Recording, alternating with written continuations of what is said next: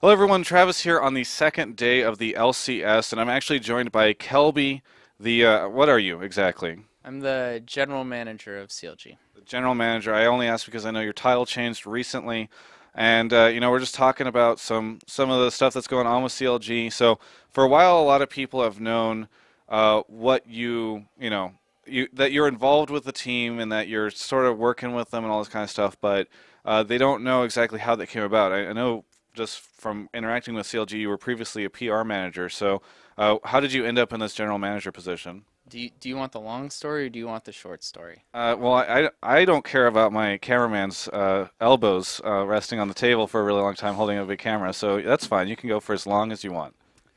Okay, so I guess I'll give you the long story then. Long story is I was a really big CLG fanboy, playing League since like May 2010, and right when live streaming started to get popular, Hotshot, was my favorite streamer, and so I was a big CLG fanboy, and I'd been trying to get into esports for a long time, and I applied for a writing position with CLG and got hired by then COO Ryan Reyna in, I guess it was August 2011.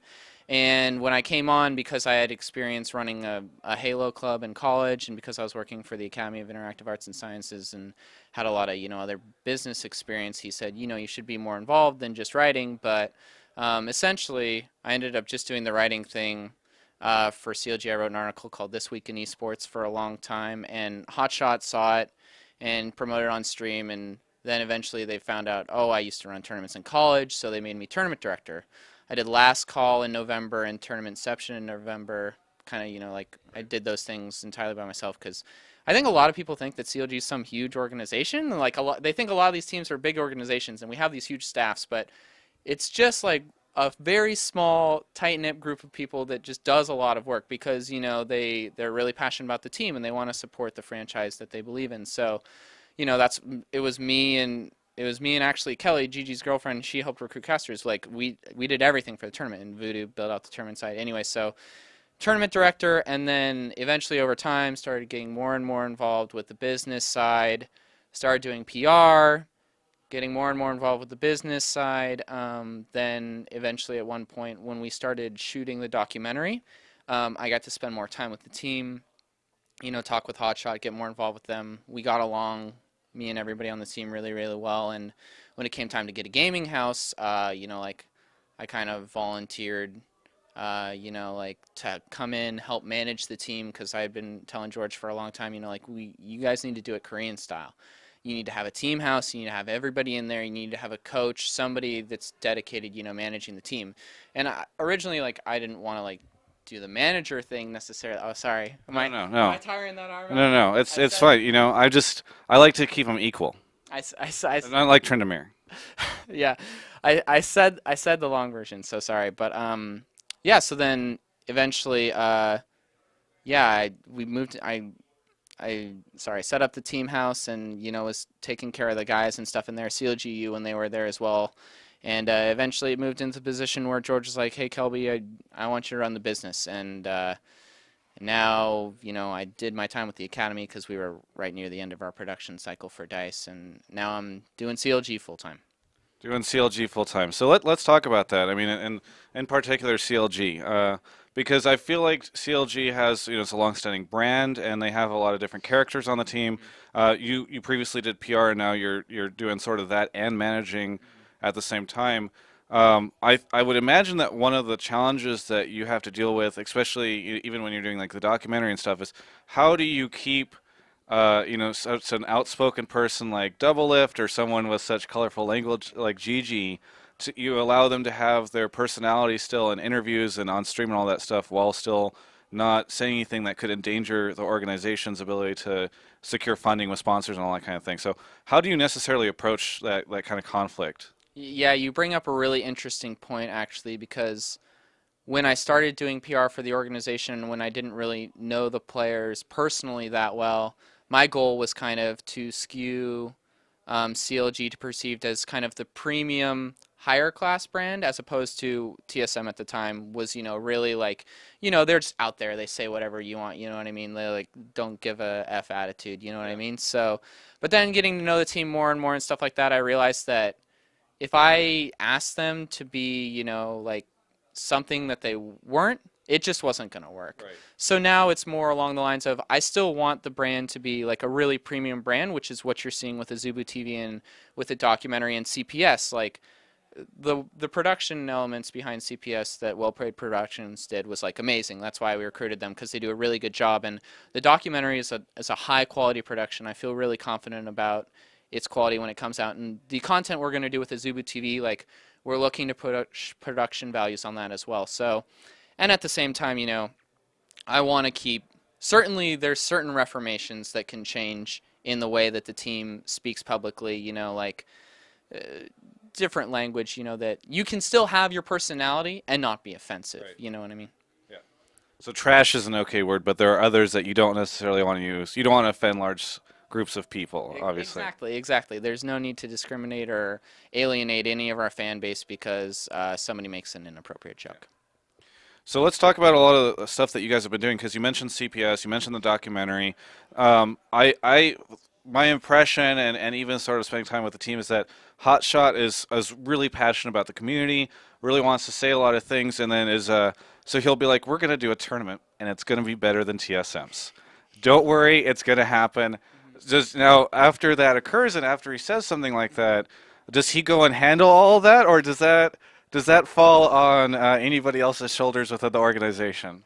Well, I remember specifically with the tournament that day, the day that the Reddit thread came up and George made the Reddit thread, he was just like, hey, Kelby, we're doing another tournament now. And I was like, okay, I'll start working on this. So yeah, that same day I came up with like a production list, because actually in the works for a long time, old CLG fans will remember, we actually announced a previous tournament series that for like a day that I had done a lot of planning and work behind, but funding fell through from sponsors, so we couldn't end up hosting it. And this time, you know, we just put up the money ourselves. So it's something that we had planned in the past for a long time, but eventually George just threw it on me. He was like, well, we're doing this now. But no, a lot of the inspiration comes from George, and then the execution comes from, you know, the staff, which is not only myself, but also we have other people behind the team. We have a great art team that includes Matt Com, a lot of you know from Astronautilus and Pool Party Zigs. Yeah. We have a great writing staff and, you know, IRC mods, people that work on the site. So then what you're saying is that CLG is a huge organization, because you've got these huge groups of people. When I say huge groups of people, I mean we have 3 artists, 2 writers, 1 person who works on the site, and 1 guy who kind of helps out with everything. So if that's a huge organization, I guess, I don't know. Now, a lot of people have heard your name. A lot of people have also heard Garvey's name. And so it's really funny, because I'll go into threads, and whenever like something like CPS happens, I'll see, wow, Hotshot really pulled through, or wow, Kelby doing work, or wow, Garvey's like getting this stuff done.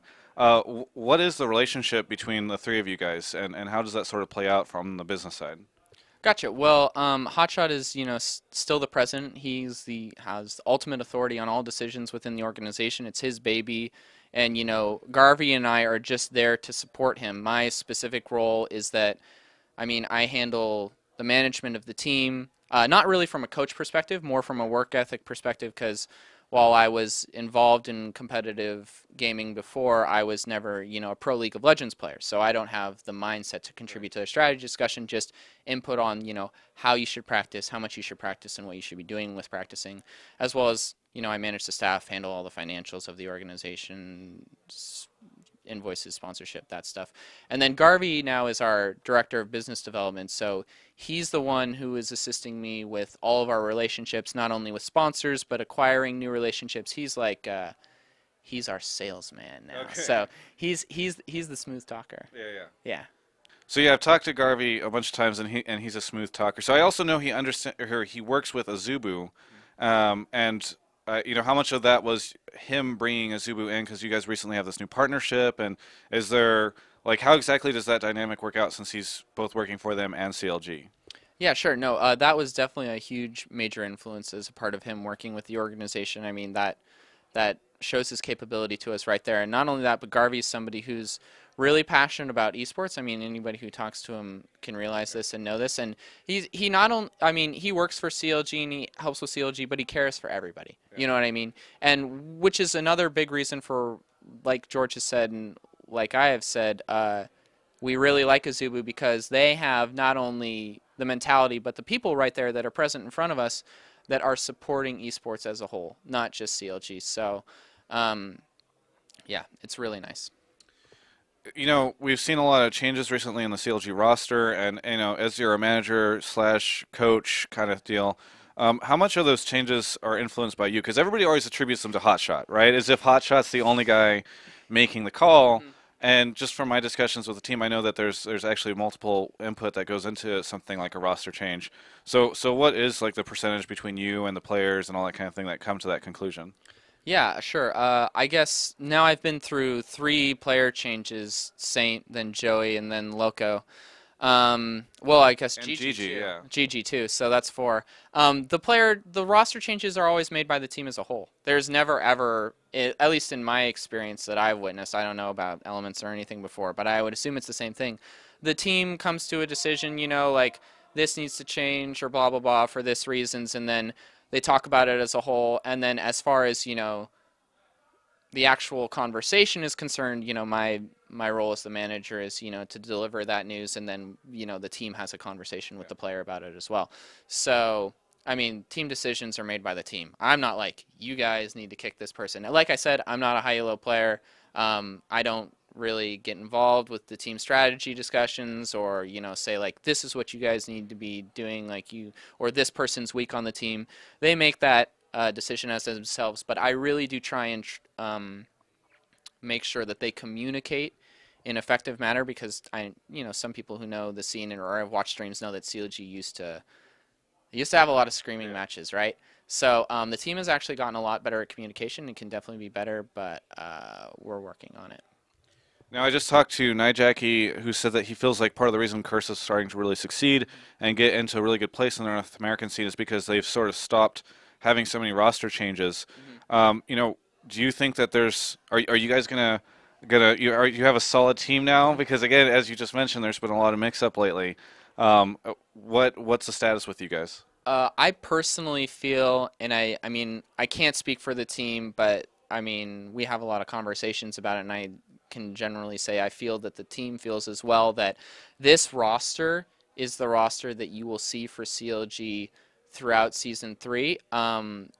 There's a lot of potential here. And right now, the team is actually not nearly as good as they can be. I mean, we all see it too. Before, when we had just dropped a player and put a new person in, we're only changing one person at a time, right? And the same core of GG, Chowster, Hotshot, and Double was remaining every time. So you actually see a lot less kind of synergy and teamwork, and it shows through in the team fights with the match that you saw today against Curse. CLG was in a really advantageous position, and then positioning and execution, you know, between teammates and coordination and team fights causes the game to snowball and get out of control. These are things that can really easily be fixed just by playing through a lot with each other, getting comfortable, and just breaking solo queue habits from some of the players who haven't necessarily played competitively as much. The roster changes before were, you know, personal decisions based on potential. So while you can fix team fights, maybe you can't help somebody's ability to win lane, you know, or something like that. So I think that this team is going to be the team that you're going to stay sticking through CLG, and everybody gets along really well together as well. And they're all invested, and the team is dedicated, and like our aspirations are not only to be the first place team in North America, but, you know, as I've said, we like to hold our bar to a higher standard. The team wants to be successful at the international level. We don't want a repeat of Worlds. We don't want Korea to go running away. And I think that hopefully by leading by example in terms of work ethic, the rest of NA will improve as well, and that we can see the NA scene get elevated to the position that it was, you know, in Season 1 compared to the rest of the world. Now, along with the roster changes, it wasn't too long ago that we heard the news that CLG EU would be leaving the team or the organization. They became Fry's EU, which was possibly one of the highest, most premier sponsors I've heard of. And then shortly thereafter, they transitioned over to Evil Geniuses. You know, Snoopy's official statement, and really the only one that I heard about that, was that he felt as though CLG did not have the resources to deal with two teams at the time. Do you think that that's a fair statement? Would you guys consider picking up an EU team in the future? What are your general feelings on that whole transition? Sure. I'm not going to comment on the CLG EU situation. I think that, Evil Geniuses is a great organization, and they ended up in a great place. I mean, you and I have spoken personally about this. You know that I really respect their organization, and I wish them the best of luck in the future. They're going to continue to do great. They're a great group of guys and a great organization. I really enjoyed the time that I got to spend with them in the team house preparing for Season 2 finals. In the future, I think we definitely want to expand beyond just, a league, just the North American squad, whether it be, it has to be right. Right, and in the past, I think that with such a small organization, it would be best if we really firm up this situation first, and then once we're really, really confident about our infrastructure, because there's a lot of moving parts. Season 3 is new, the format and structure, everybody. Once we get into the groove of Season 3, yeah, I think there's definitely potential for us picking up another League of Legends team, or I have so many people messaging me to pick up their Call of Duty team now. It's ridiculous. But as a Halo fanboy at heart, initially my reaction is like, oh, Call of Duty. So what you're telling me is that your Halo fanboyism is actually impeding the business's progress forward, and whenever it comes to picking up other games. I wouldn't go so far to say that. Ultimately, the bottom line could persuade me to get over any bias that I might have. I see. So it's money then. You're like the Sir Scoots GIF. That's just like yeah, exactly. That's what it is. Hey, Okay. if Call of Duty teams can make it rain, I don't know why we wouldn't pick up a Call of Duty team as long as they represent the brand that we want to have presented. I'm glad you said that, because now I can cross-post this interview to the Call of Duty subreddit and say, if Call of Duty teams can make it rain, blah, blah, blah. That'll be great. Just sort of wrapping stuff up, we just talked about you picking up a European team. You guys previously had CLG Black, who, slowly dissolved from being a CLG team for over a couple of months. A lot of different organizations are picking up academy teams, and TSM recently hinted that they're considering doing something like that as well. Is that something that you see the possibility of in the future? I mean, Azure Cats, GG's team, is kind of like actually, I guess no. I won't do the. It's announced, right? Is that what you're saying? No. They're not our B team. Okay. But I'm gonna say that I can't. No. I'll save the announcement for later. It's not about a B team. It's another sub. Anyways, I just gave it away. Whatever. So Bloodwater is gonna be our new sub for Season 3. Dang it. GameSpot exclusive. I was gonna save that. The PR manager wasn't able to evade the questions. I'm like Slasher now. That's what it is. You walked me into that very sneakily. You got me to give that away without even thinking about it. But so Blood and Gigi are both of our subs now.